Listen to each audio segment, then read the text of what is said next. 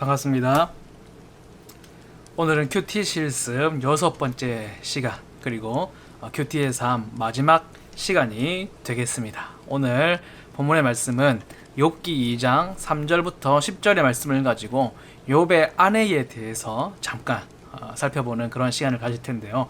자료들을 참고하는 것과 또 그 자료들이나 또 새로운 생각들을 성경으로 검증하는 과정까지를 잘 살펴보도록 그렇게 하겠습니다. 먼저 본문을 함께 같이 읽어보도록 하겠습니다. 여호와께서 사탄에게 이르시되 내가 내 종 욥을 주의하여 보았느냐. 그와 같이 온전하고 정직하여 하나님을 경외하며 악에서 떠난 자가 세상에 없느니라. 내가 나를 충동하여 까닭없이 그를 치게 하였어도 그가 여전히 자기의 온전함을 굳게 지켰느니라. 사탄이 여호와께 대답하여 이르되 가죽으로 가죽을 바꾸오니 사람이 그의 모든 소유물로 자기의 생명을 바꾸올지라. 이제 주의 손을 펴서 그의 뼈와 살을 치소서. 그리하시면 틀림없이 주를 향하여 욕하지 않겠나이까. 여호와께서 사탄에게 이르시되 내가 그를 내 손에 맡기노라. 다만 그의 생명은 해하지 말지니라. 사탄이 이에 여호와 앞에서 물러가서 욥을 쳐서 그의 발바닥에서 종수리까지 종기가 나게 한지라. 욥이 제 가운데 앉아서 질그릇 조각을 가져다가 몸을 긁고 있더니 그의 아내가 그에게 이르되 당신이 그래도 자기의 온전함을 굳게 지키느냐. 하나님을 욕하고 죽으라. 그가 이르되 그대의 말이 한 어리석은 여자의 말 같도다. 우리가 하나님께 복을 받았은즉 화도 받지 아니하겠느냐 하고 이 모든 일에 욥이 입술로 범죄하지 아니하니라. 아멘. 이 말씀입니다. 제가 몇 해 전에 인터넷을 살펴보면서 욥에 대해서 또 욥기에 대해서 조금 묵상을 하면서 공부하다가 아주 새로운 이야기를 하시는 목사님의 글을 본 적이 있습니다. 그에 대한 이야기인데요.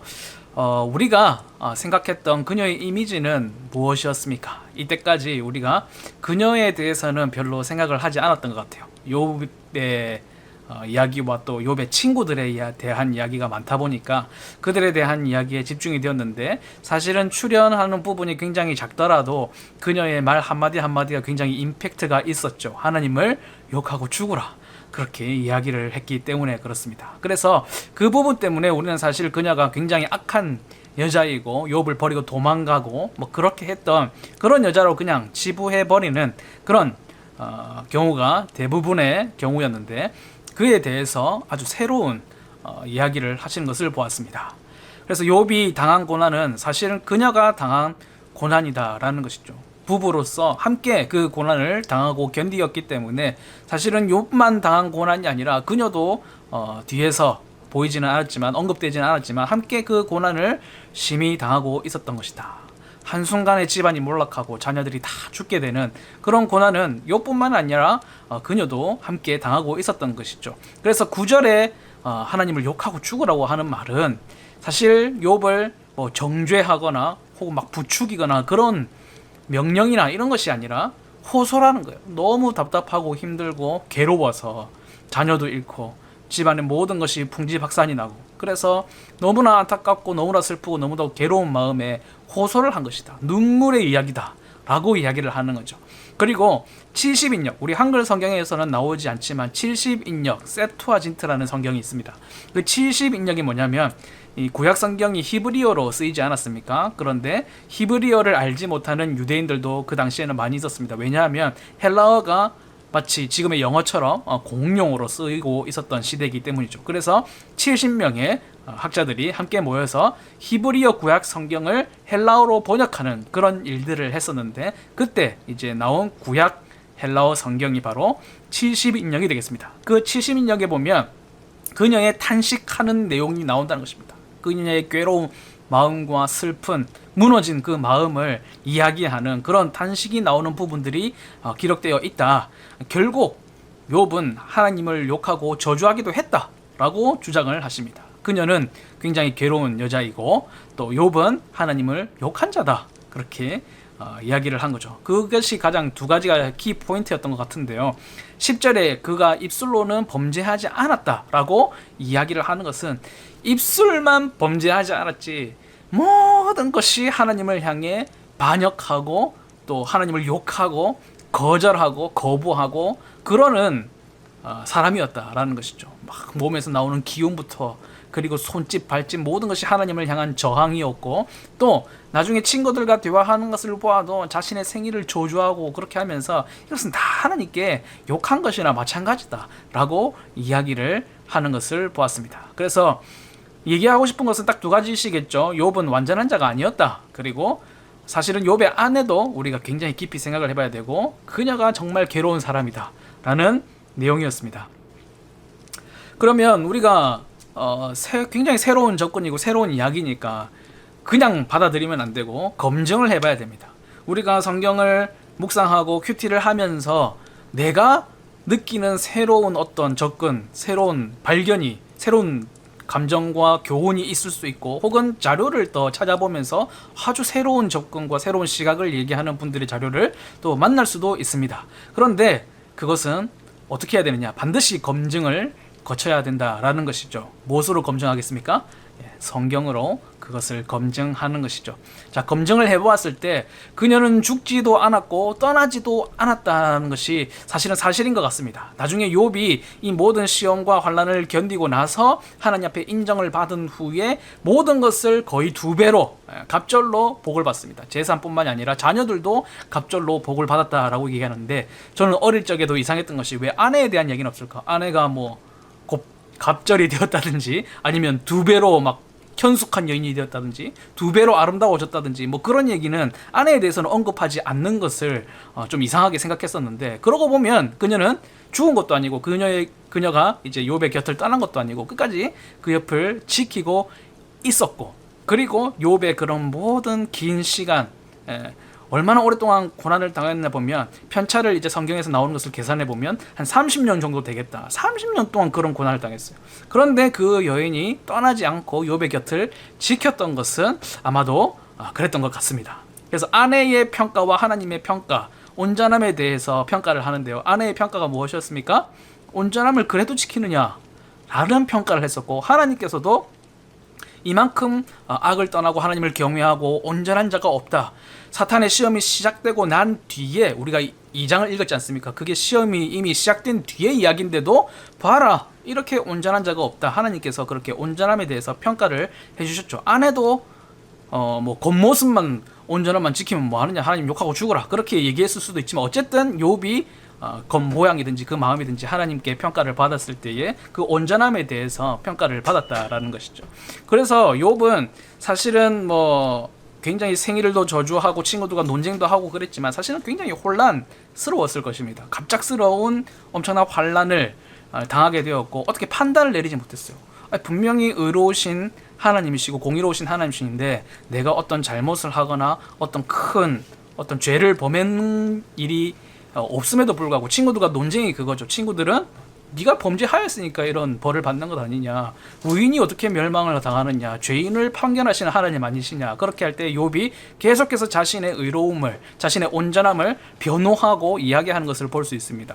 그런데 생각해보니까 자기는 아무런 잘못을 한 것도 없고 하나님 앞에 이런 심판을 받을 만한 그런 것이 없었음에도 불구하고 하나님께서 이렇게 하셨던 것에 대해서 하나님을 원망하기보다는 굉장히 혼란스러웠던 것입니다.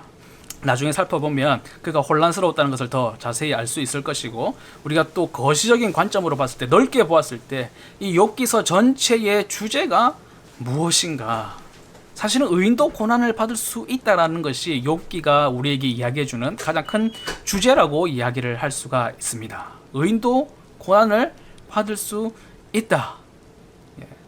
우리의 고민이죠. 하나님을 잘 섬기고 예수도 잘 믿는데 왜 나는 이렇게 힘들고 어렵고 매번 고난을 당하는가. 의인도 고난을 받을 수 있다라는 것입니다. 그런데 사탄의 입장이 무엇이었습니까? 의인은 고난받지 않고 까닭 없이 의로울 수 없다는 것입니다. 하나님 앞에 서서 그렇게 얘기한 거죠. 그가 하나님께서 복을 주셔서 재산도 많고 너무나도 유복하고 행복하게 사니까 하나님을 잘 섬기고 온전하게 사는 거지, 재산을 다 뺏어 보십시오, 그를 괴롭게 해보십시오, 그를 병에 걸리게 해보십시오, 그가 하나님을 섬기겠습니까? 까닭 없이 의로울 수는 없습니다 라고 사탄의 입장이 얘기한 거죠. 그에 대해서 반박하는 것이 욥기 전체의 이야기입니다. 의인도 무엇입니까? 고난을 받을 수 있고 고난 가운데서도 의로울 수 있고 까닭 없이 의로울 수 있다라는 것이죠. 사실 까닭이 없는 건 아니지만 사탄의 입장에서 봤을 때 세속적인 그런 복과 행복을 누리지 못한다고 해도 의로울 수 있다라는 것이 바로 욥기의 대주제가 되겠습니다.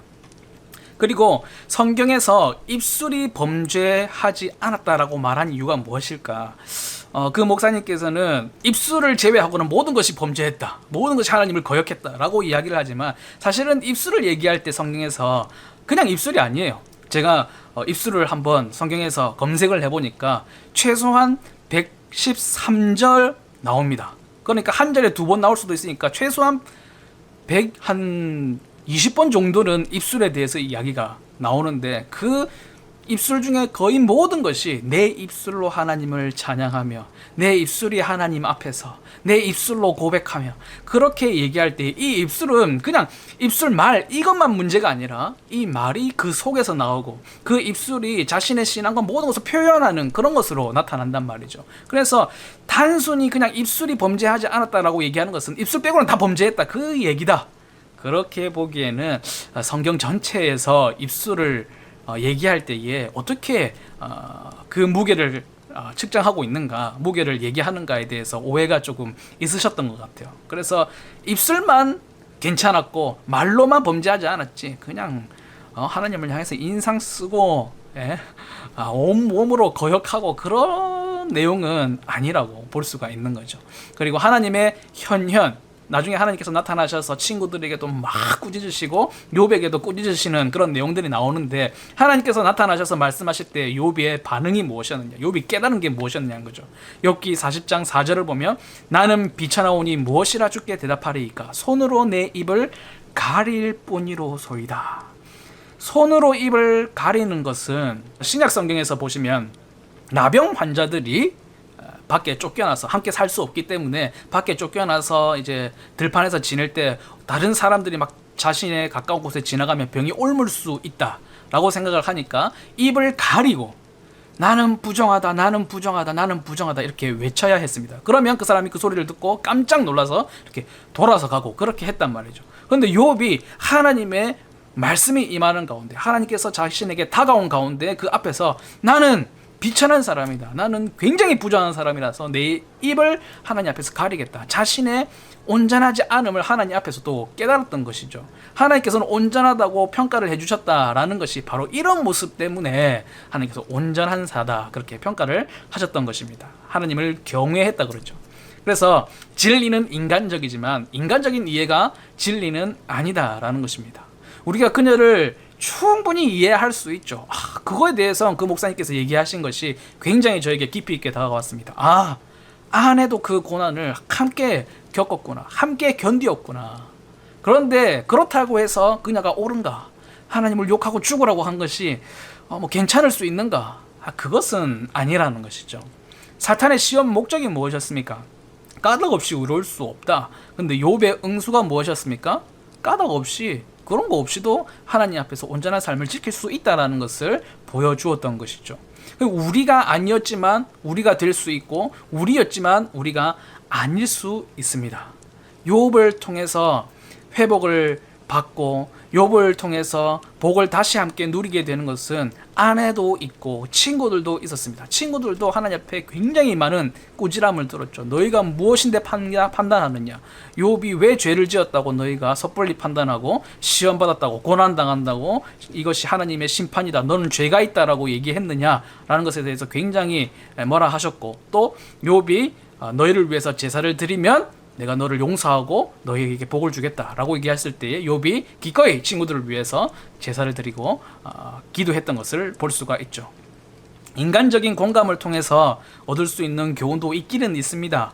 의인을 통해서 부족한 자들을 구원하신 거죠. 끝까지 자신의 의로움을 잘 지키고 하나님을 경외하는 태도를 견지하였던 욥을 통해서 욥의 아내뿐만 아니라 친구들도 함께 용서와 구원을 얻고 회복의 복을 누렸던 것을 볼 수가 있습니다. 범죄하거나 실수하였다고 할지라도 의인, 동력자들, 그리고 주님의 곁을 떠나지 않는 것이 굉장히 중요하다는 것을 볼 수가 있는 것입니다. 그 아내가 만약에 욥이 너무나도 답답하고 어이구 아직도 자기의 온전함을 지키려고 입을 꾹 다물고 답답해 죽겠다, 하나님을 욕하고 그냥 너도 죽어버려라, 이렇게 얘기하는 굉장히 범죄 아닙니까? 하나님의 이름을 욕되게 하고 큰 실수였음에도 불구하고 욥의 곁을 떠나지 않았을 때에 그 의인 욥을 통하여서 자신도 회복의 복을 경험할 수가 있게 된 거죠. 물론 30년이라는 굉장히 긴 시간의 고통스러운 시간들이 있었겠지만 그 마음을 충분히 우리가 이해할 수도 있고 공감할 수도 있지만 결국 중요한 것은 무엇이냐? 주님의 곁을 떠나지 않는 것이다 라는 것이죠. 욥기의 이 대주제와 또 아내의 그런 고통과 마음의 무너짐을 함께 깊이 공감을 통해서 얻는 교훈을 종합한다면 무엇이겠습니까? 정리를 하면 나오는 거죠. 욥은 자기의 온전함을 굳게 지켰다라는 것입니다. 물론 하나님께서 너는 왜 알지 못하면서 말하느냐? 너는 왜 하나님이 정의를 행하지 않는다라고 생각했느냐? 뭐 이렇게 꾸짖으시는 부분들이 있지만 사실은 욥의 혼란이었습니다. 하나님께서 왜 정의롭게 나를 대우해주지 않으실까? 거기에 대해서 감히 하나님께 묻지도 못했어요. 감히 얘기도 못하고 그냥 입만 꾹 다물고 자신의 고난을 긁어가면서 그릇 조각으로 긁어가면서 그렇게 견디고 있었던 것이죠. 그럼 욥의 아내는 어리석은 여자와 같이 말을 하기는 했지만 욥의 곁을 지켰던 것 같고 그리고 회복의 복을 함께 누렸다.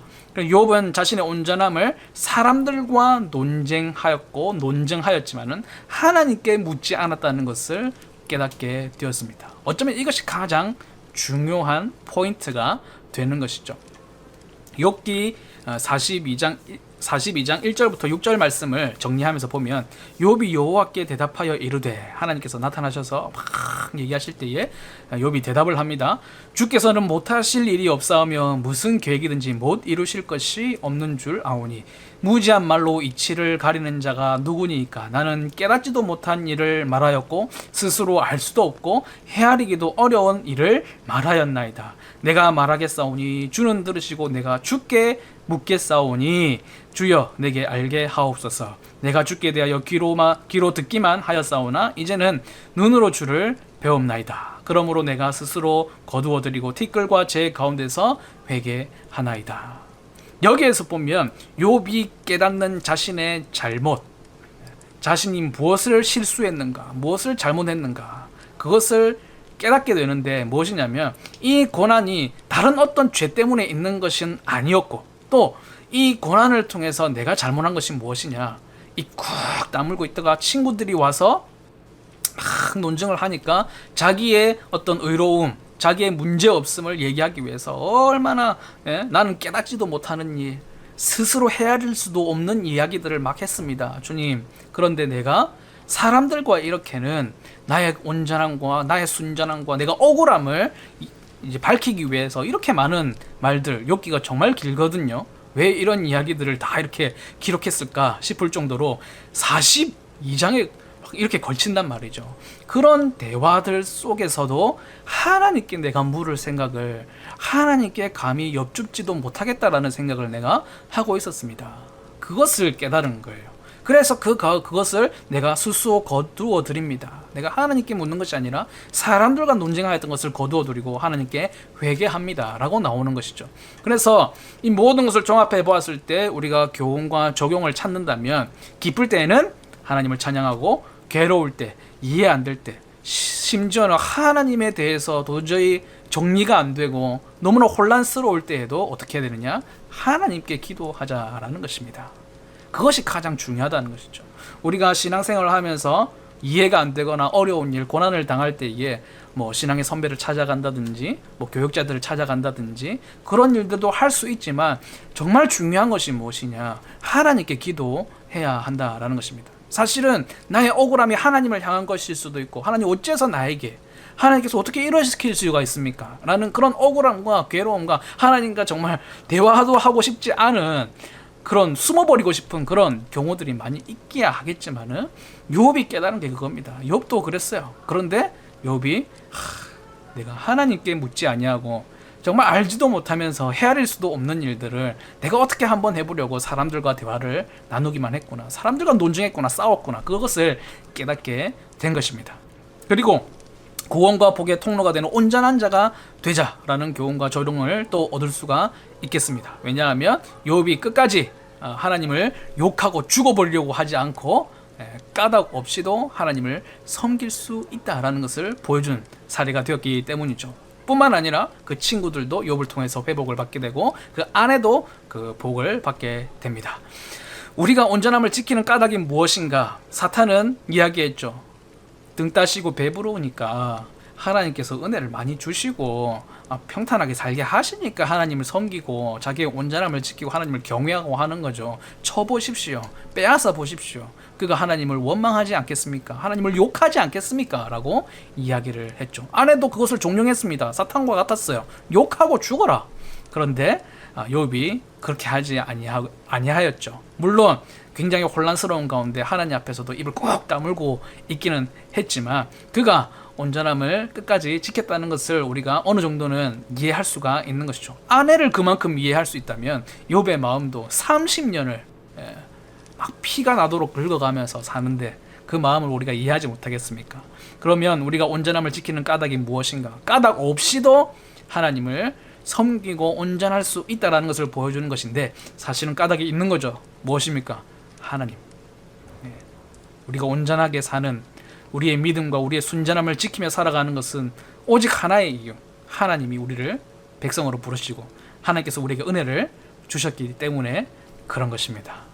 단순해지는 거죠. 너무 복잡하게 막 새로운 접근과 새로운 감동과 새로운 내용들을 막 접근한다 하지만 사실 성경으로 이렇게 검증을 해보았을 때 어쨌든 심플한 하나님께서 주시는 교훈들이 있다라는 것입니다.